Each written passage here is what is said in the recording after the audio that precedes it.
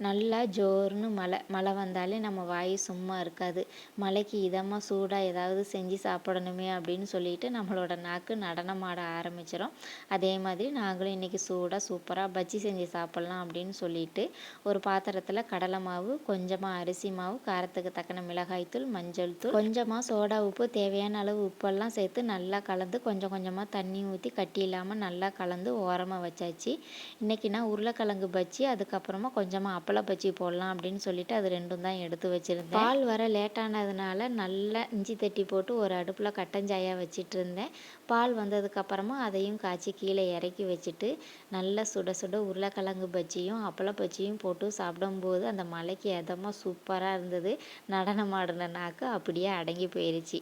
Night டின்னருக்கு கொஞ்சமாக அரிசியை கழுவி குக்கரில் வேக வச்சுட்டு மதியம் வச்ச மீன் குழம்போட ஒரு முட்டையை பொரித்து சூப்பராக டின்னரையும் முடித்து தூங்க போயாச்சு.